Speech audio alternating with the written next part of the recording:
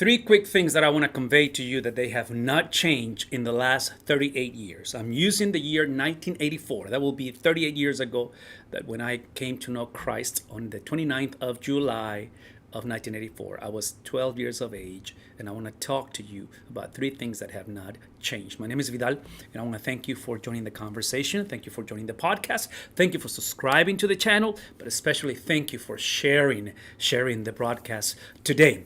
So the year is 1984, and I'm walking into a brand new experience, not only at a personal level, but also in a corporate level. I can only imagine. I'm the oldest of three, so I'm 12 years of age.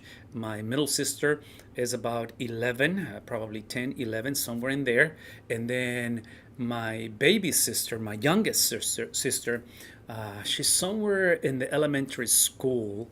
And I can only imagine my parents celebrating and the joy. Now I'm speaking out from the experience that I was able not only to witness the baptism of my three children, but I was able to baptize them. So that's a beyond comprehension experience when you see your kids giving their lives to Christ. Now, once again, giving my life to Jesus wasn't simply a personal experience, but also was a corporate experience. Now, the corporal component of this is called the local church. And based on, Christianity and the history of Christianity, there are three components that have not changed, cannot change, and we pray will never change. Because the moment you change these three things, in the context of 38 years, and again, I was 12 years old, so I remember the 80s vividly. I remember the 80s.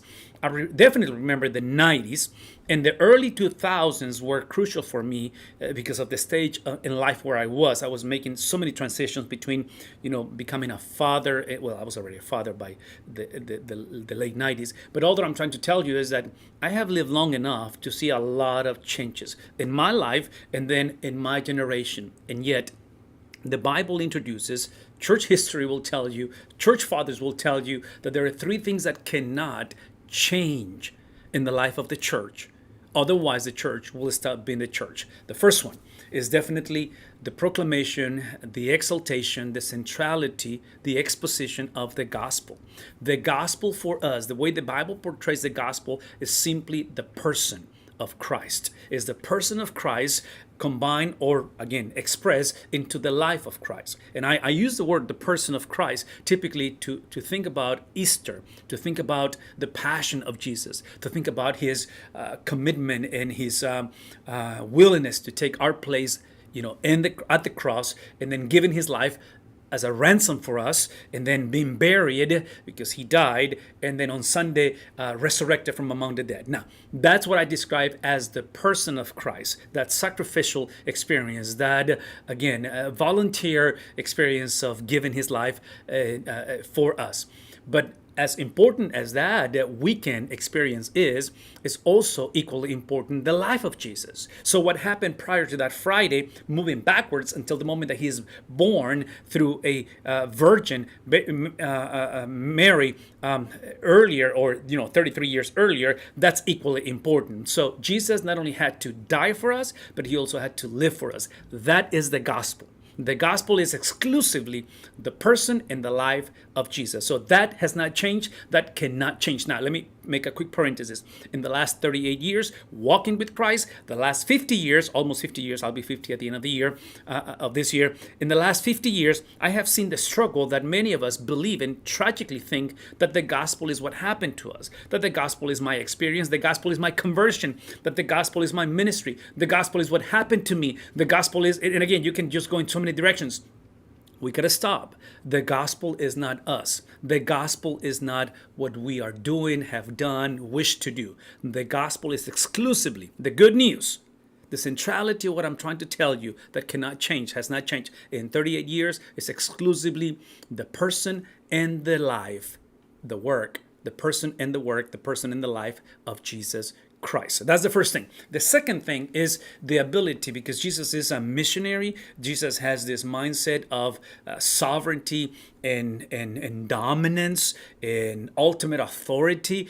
I mean, Jesus portrays that through providence. Providence is simply the expression of the God, Jesus, who is in charge of everything, and he conveys, he translates, he crystallizes that into providence. That's his divine intervention in our favor. I'm bringing that up because the second component that has not changed and cannot change is what we call the ordinances. And this is for us what we describe as the Lord's Supper, as a symbolism, and water baptism, which is what I was celebrating yesterday of 38 years when I went through water baptism. Those symbolisms, those experiences of Lord's Supper, intimacy, new covenant, right? Relationship, not only with him, but among ourselves. But then water baptism, which again represents not simply the burial of our lives to our old self, but not even only the down payment, the promise that we will come out of the graveside, which means we will never know the second death, spiritual death, coming out of that water grave, we may call it, which is, our baptismal experience. But in reality, water baptism is also the coming into a brand new family, into a brand new community. So these two components, these two experiences of Lord's Supper and water baptism is what we call ordinances. So the gospel, what it does, it brings us into a covenantal relationship with God and one another. Those two experiences that the church practices, that we're called to celebrate, are the reminder, the reintroduction, the reaffirmation that we were not simply saved from God, not simply saved from hell or from self, but we're saved into a covenantal relationship, which again, in this case, is called the local church. That will be the second component. So again, gospel presentation cannot change the reality that Jesus is Lord, that this is about Christ, is about his person and about his lifestyle. That's what the gospel is. And then brings into this covenantal relationships. These relationships that we do have, that we embrace, that we lived out in the context of community, obviously are not perfect. Now, Christ is perfect. The object of our relationships is perfect. We are not. And it's a matter of time. We're going to go through ups and downs in life in the context of covenant. So quitting is not an option. So we're not quitting regardless of how difficult this becomes. But here's what I have to make a quick parenthesis before I give you the third one, because I'm giving you three things that have not changed, cannot change. When we focus on the gospel and we are reminded that the exaltation, the proclamation, the supremacy of Jesus is our driving force, that's the antidote. Jesus is the antidote of trying to bring ourselves into that exaltation. See, before Jesus, it was all about us. Before Jesus, we did not know anything else except self-gratification, self-centeredness. That's all that we knew, because we belong to Satan, because Satan is a deceiver and he is very good at making us feel, making us think that this is about us, when in reality is not. But anyways, all that to say that when it comes to the exaltation, the focus, the centrality of Christ, this is why the church must proclaim, the church must continue to, again, express and expose the centrality of Christ. What it does, it brings us back into the purpose of our relationship with Christ and with one another. That's where the covenantal relationship takes place. Because it's based on something that is beyond us, which are those, again, Lord's Supper and water baptism, that is simply the filter that we process when relationships may not work. And I said when, not if, but when, because you and I know it's a matter of time, things are not going to work. Why? Because relationships are made of broken vessels, broken individuals like you and I. So in that context of brokenness, this is why the third element, gospel presentation, gospel exposition, the participation of communal covenantal relationships through the Lord's Supper and water baptism. The third one is basically church discipline. Discipline is simply for the purpose to reintroduce the gospel in the context of covenant relationships. I'm going to say that again.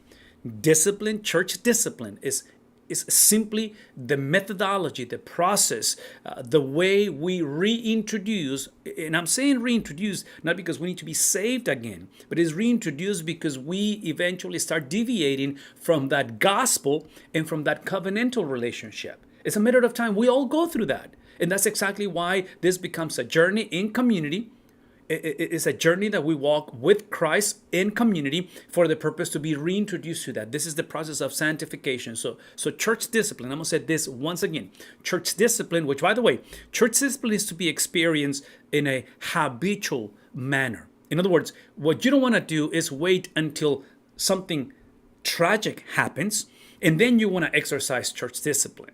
Sometimes it's a little late to do that. And tragically, a lot of the discipline in church life is perceived negatively. Why? Because since we forgot and we have forsaken gospel exposition, and then we have forsaken that the relationships among ourselves are covenantal. They're not simply theologically doctrinal, homogeneous, or simply personal preferences or doctrinal kind of a cohesiveness. All of those things are important, but ultimately our relationship is based on the covenant that was made between Christ and his heavenly Father that eventually brought salvation to the world, and we are the result of that. So the proclamation of the gospel through the local church is in the context of that community. This is why quitting is not an option. This is why to speak of a Christian without a church is a contradiction of terms.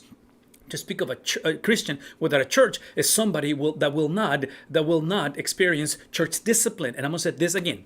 The problem without church discipline, when there is no discipline in our relationship, in our covenantal relationship, what is going to pay the highest of prizes is the gospel, the exposition of the gospel. This is why today, one of the most dangerous things that are happening, one of the most problematic things that are happening is that our culture, and when I say our culture, I'm talking about our kids, our grandkids. Just translate what I'm saying to the picture, to the imagery of at age 12. 1984, I'm going through water baptism. That water baptism at age 12, it wasn't because simply I was a good person or came from a good family or a good church. It is because the gospel was introduced, was presented. See, what transformed my life was the gospel. And hear me say this. Once church discipline is disregarded, once we do the solo experience of Christian life, what suffers is the gospel. And I'm saying the gospel because our kids and grandkids, what they're going to be exposed to is a mockery of the gospel. I'm going to say this again. Church discipline is necessary for the reintroduction of the centrality and the proclamation and the exposition of the gospel. What our generation is missing is the centrality of Christ, the person of Christ, the life of Christ, the theology of Christ, the teachings of Christ, the feelings of Christ, the worldview of Christ, the understanding of Christ. Do we get the point? And I'm going to say that again. It is interconnected on that church discipline, because church discipline in the context of restoration is simply the reintroduction of what created that covenantal relationship. The breaking of our society, the breaking of our families, the breaking of our lives is because of we're lacking church discipline for the purpose of reintroducing, not necessarily for salvation. Now, in some cases it's for salvation, but most of us, many of us in the Christian community, simply to reintroduce not simply what happened to us, which in my case, it was in 1984, but also to be reminded why it happened.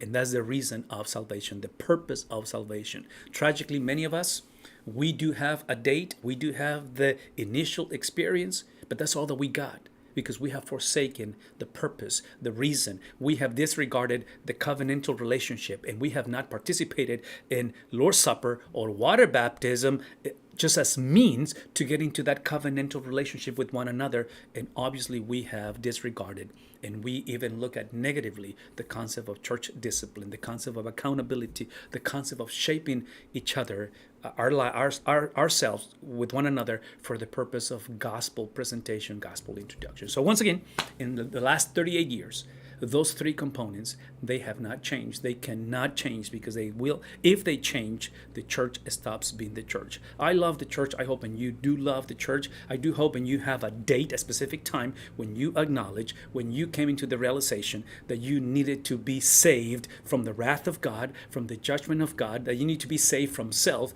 and hell. And you have that experience. But now that was not the culmination. That was not the goal. That was simply the beginning of a brand new journey. For the last 38 years, I've been able to persevere. At age 50, I've been able to persevere for the simply reason that God, in His mercy, which is the mercy that saved me at the very beginning, is the same mercy that has carried me and continues to carry me, which we call that preservation. I persevere because He preserves me. And I persevere because the gospel is reintroduced on a daily basis through a covenantal relationship in the context of discipline, in the context of being reintroduced. Thank you so much for tuning in. We love you guys, and we hope to see you next time.